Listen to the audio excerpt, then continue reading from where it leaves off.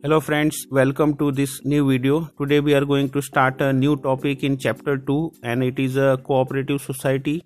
In this video we are going to see its meaning, features, merits, limitations and types of cooperative society.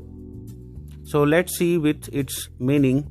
The word cooperative means working together with others for the common purpose. It is a voluntary association working for welfare of its members. According to Indian Cooperative Societies Act 1912, it means a society which has its objective for the promotion of economic interest of its members in accordance with cooperative principles. Mostly it is started to remove the exploitation of middlemen who wants to earn greater profit, and registration of cooperative society is compulsory, but it is very easy to start. Only consent of minimum 10 adult persons are required to form a society. The capital of a society is raised from its members by issue of shares. After registration, the society gets separate legal identity from its members. Let's see features. First is a voluntary membership, second legal status, then limited liability, then control and service motive. Let's see first one, voluntary membership. It means membership is open for all without any discrimination of religion, caste and gender. A person is free to join as well as free to leave society. There is no compulsion to remain member in society, but a member must give notice before leaving the society. Second is a legal status. Registration of society is compulsory, which means it has separate legal identity from its members. So society can enter in contracts, purchase assets on its name, sue and be sued by others. That means others can file case against the society and society can also file case against others. Its working is not affected by entry or exit of its members. Third is limited liability. All members of cooperative society have limited liability, which is up to the amount contributed by them as capital. It is maximum risk a member has to bear. Next is a control. Elected managing committee takes all decisions in cooperative society and committee members are elected by voting of all members of society, and it provides democratic character to cooperative society. Next is a service motive. The main purpose of cooperative society is to increase mutual help and welfare of its members. So, the motive of service dominate its working. If any surplus is generated, it is distributed amongst the members as dividend according to bylaws of the society. Now let's see merits of cooperative society. First is equality in voting status, second limited liability, then stable existence, then economy in operations, support from government, easy formation. Let's see first one, equality in voting status. It means one man, one vote. Your capital contribution is not important in voting. Every member have equal voting right in cooperative society. Next is a limited liability. It means liability of members are up to their capital contribution in society. their personal assets are safe, they are not going to use to repay debts of business. Next is a stable existence. It means the continuity of cooperative society is not affected by death, insolvency or insanity of its members. The society's operations will continue and unaffected by any change in membership. Next is the economy in operations. The members are generally providing free services to the society, and removing the middleman also reduce the cost. One more thing is there, the producers and consumers are members of society, so the risk of bad debt is also lower. Next is a support from government. Cooperative society is a democratic and secular organization, so government support in the form of low taxes, subsidy and low interest rates on loans. Last one is easy formation. The cooperative society can be started by 10 members only, and even registration procedure is also very simple, involving very few legal formalities, and its formation is governed by Cooperative Society Act 1912.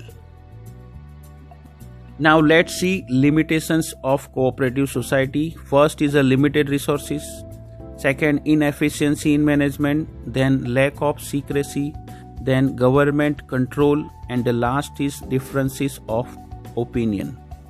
Let's see first limited resources.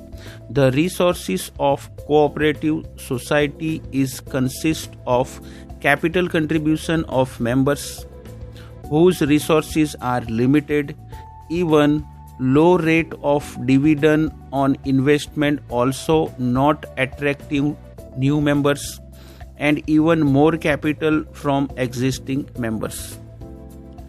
Next is the inefficiency in management. Cooperative societies are unable to employ expert managers because they are not able to pay high salaries to them. The members who are providing free services on a voluntary basis are not professionally expert in management of society. Next is that's why inefficiency in management is seen. Next is a lack of secrecy. Due to democratic setup and in cooperative societies, members are doing open discussion in the meetings, and even disclosure is also required under the provisions of Cooperative Societies Act 1912. This makes it difficult to maintain secrecy in cooperative society. Next is a government control.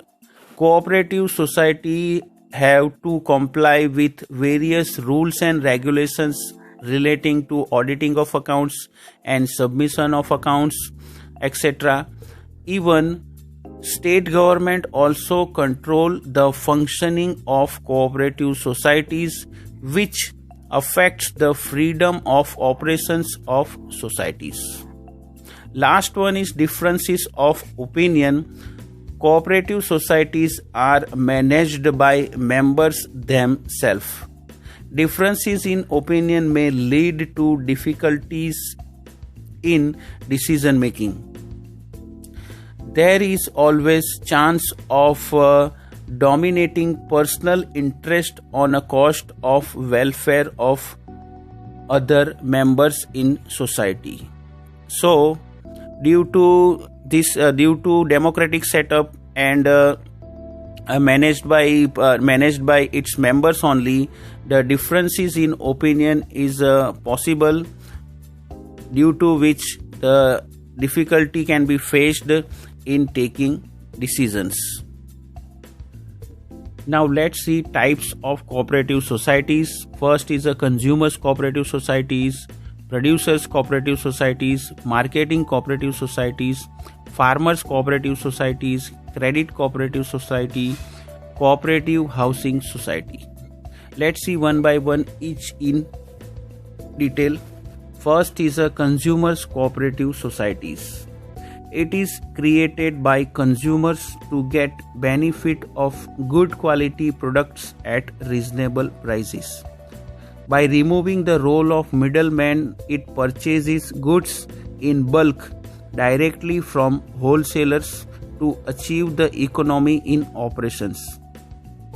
It is formed to protect the interest of consumers, and profits of the society are distributed on the basis of capital contribution or purchases made by individual members.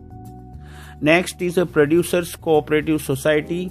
It is formed to protect the interest of small producers. It supplies raw materials, equipments and other inputs to the members and also purchase their output for sale. It enhances bargaining power of small producers. Profit is generally distributed amongst the members on the basis of their contributions to goods produced or sold by the society. Next is a marketing cooperative societies. This society is helping small producers in selling their products. It provides transportation, warehousing, packaging, extra services to its member to sell the output at the best possible price. It removes the middleman and improving the competitive position of members in the market. The profits are distributed according to each member's contribution to the output in the society. Fourth is farmers cooperative societies. It is formed to protect the interest of farmers. It provides better quality seeds, fertilizers, machines and other modern techniques for use in cultivation of crops. Here, members are ready to take advantage of jointly farming activities by which they can do large-scale farming and increase productivity. It provides the incomes and returns to farmers and solve the problem associated with farming of fragmented land holding. Next is credit cooperative societies.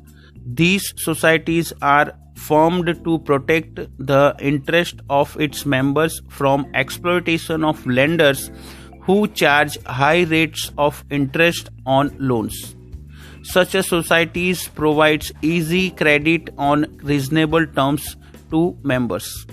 Such a societies provide loans to members out of the amounts collected as capital and deposit from the members and charge low rate of interest. Last is a cooperative housing societies. These societies construct flats or houses or provide plots to its members on which the members themselves can construct the houses as per their choice. The aim of this society is to solve housing problems of members by constructing houses and giving option of paying in installments.